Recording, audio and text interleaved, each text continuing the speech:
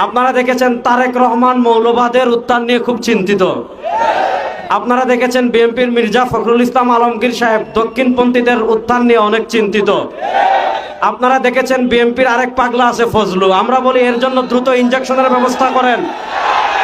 আওয়ামী লীগের টাকলা মুরাদ যেভাবে এই দেশে থাকতে পারে নাই, বিএনপি ফজলু যদি আলেমদেরকে নিয়ে বাড়াবাড়ি করে, আলেমরা তার দীপ্ত জবাব দেওয়ার জন্য 24 ঘন্টা প্রস্তুত আছেন। আমরা তারেক রহমান এবং বিএনপির কাছে জানতে চাই, মৌলবাদীদের নিয়ে আপনাদের এত চিন্তা, দক্ষিণপন্থীদের নিয়ে আপনাদের এত চিন্তা, ইসলামপন্থীদের নিয়ে আপনাদের এত চিন্তা, খুনিদেরকে নিয়ে আপনাদের এত চিন্তা নয় কেন? গত 1 বছরে আপনাদের কর্মীরা একজন আরেকজন 100 জনের বেশি কর্মীকে তারা খুন করে ফেলেছে। আমরা জানতে চাই, চাঁদাবাজদের নিয়ে আপনাদের এত চিন্তা নয় কেন? সুরদের নিয়ে আপনাদের এত চিন্তা নয় কেন? আপনাদের কর্মীরা বালু চুরি করে, সিলেটের পাথর চুরি করে। সুতরাং আপনারা মৌলবাদদের নিয়ে চিন্তা করতে হবে না, ইসলামী রাজনীতি নিয়ে চিন্তা করতে হবে না, চোর টাকা সন্ত্রাসদের নিয়ে চিন্তা করেন। 2 নম্বর আরেকটা কথা বলবো, 2024 সালের জুলাই আগস্টের গণবিপ্লবের মাধ্যমে আমরা ভারতের আধিপত্যবাদকে পরাজিত করেছি। বাংলাদেশে যদি বাম রাজনীতির নামে কেউ ভারতের দালালি করে, সেই ভারতের দালালদের হাত ভেঙে দেওয়ার জন্য প্রস্তুত আছেন।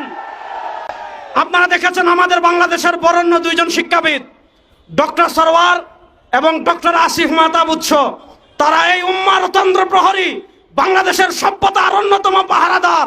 তাদেরকে বাংলাদেশের একটা কুলাঙ্গার তাদেরকে হত্যা করার হুমকি দিয়েছে।